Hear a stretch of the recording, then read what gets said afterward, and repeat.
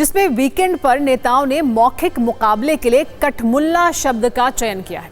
कुछ दिन पहले यूपी विधानसभा में सीएम योगी द्वारा किए गए कठमुल्ला शब्द का रिकॉल वैल्यू बढ़ता ही जा रहा है। पिछले कुछ दिनों से अलग अलग मंचों पर विपक्ष के नेता कठमुल्ला शब्द के इस्तेमाल के लिए सीएम योगी की आलोचना कर रहे हैं और आज इसी आलोचना में ऑल इंडिया मजलिसे इत्तेहादुल मुस्लिमीन यानी AIMIM के बहुत बड़े नेता और पार्टी के इकलौते सांसद असदुद्दीन ओवैसी ने अपने शब्द जोड़ दिए हैं।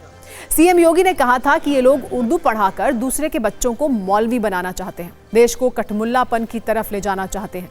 यह कतई स्वीकार नहीं होगा।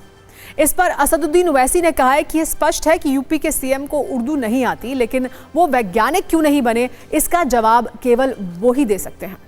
एक बार सुनिए कि सीएम योगी ने क्या कहा था, जिस पर आज ओवैसी ने तीखे हमले किए हैं। अपने बच्चों को ये लोग पढ़ाएंगे इंग्लिश स्कूलों में और दूसरे के बच्चे के लिए अगर वो सुविधा सरकार देना चाहती है, कह देनी उर्दू पढ़ाओ इसको, यानी उसको मौलवी बनाना चाहते हैं, कठमुल्लापन की ओर देश को ले जाना चाहते हैं। ये नहीं चल सकता। उत्तर प्रदेश की असेंबली में ये कहा कि उर्दू पढ़ना कठमुल्लाओं की तरह मौलाना बनाना की बात है, साइंटिस्ट नहीं बनते। अब जाहिर है उत्तर प्रदेश के मुख्यमंत्री को तो उर्दू नहीं आती, मगर वो साइंटिस्ट क्यों नहीं बने, उसका जवाब वही दे सकते हैं।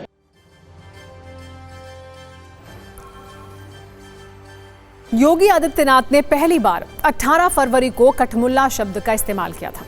इसके बाद उन्होंने फिर से 26 फरवरी को कठमुल्ला शब्द का इस्तेमाल किया, जिसके 3 दिन बाद आज ओवैसी बरस पड़े।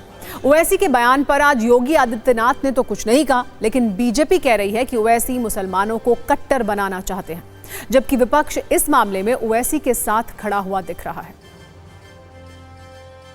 मुख्यमंत्री योगी आदित्यनाथ जी किसी भाषा के विरोधी नहीं है। उर्दू भाषा को लेकर के उन्होंने कोई विरोध नहीं किया है, लेकिन जानबूझकर के केवल एक ही भाषा पढ़ने पर मजबूर कर दिया जाए, इस बात का तो विरोध होना ही चाहिए।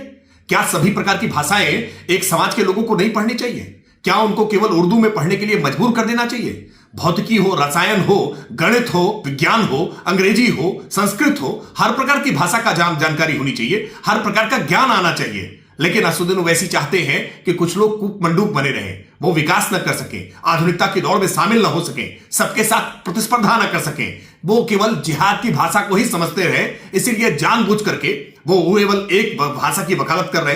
किसी भाषा को लेकर के ना कोई विरोध था, ना कोई विरोध होगा। वैसे जिस कठमुल्ला शब्द पर राजनीति का रोचक मुकाबला चल रहा है, हमारे न्यूज मित्रों को उसका व्यवहारिक अर्थ जरूर जानना चाहिए। मुल्ला का मतलब होता है इस्लामिक विद्वान और मजहबी जानकार, जबकि कठमुल्ला शब्द का इस्तेमाल उनके लिए होता है जो कट्टर होते हैं और धार्मिक परंपराओं को बहुत कठोरता से मानते हैं। मुल्ला वो हैं जो कुरान, हदीस और इस्लामिक शिक्षा का अध्ययन करते हैं और धार्मिक मामलों में मुसलमानों का मार्गदर्शन करते हैं, जबकि कठमुल्ला वो हैं जो रूढ़िवादी परंपराओं और विचारों को आगे बढ़ाते हैं। मुल्ला आधुनिक सोच को भी शामिल करते हैं और उन्हें सम्मानजनक और मध्यम मार्गीय माना जाता है, जबकि कठमुल्ला आधुनिक सोच और बदलाव का विरोध करते हैं। इसलिए इस शब्द को आलोचनात्मक और नकारात्मक तरीके से इस्तेमाल किया जाता है। यानी एक लाइन में कहें तो हर मुल्ला कठमुल्ला नहीं होता, लेकिन हर कठमुल्ला रूढ़िवादी और कट्टर जरूर होता है।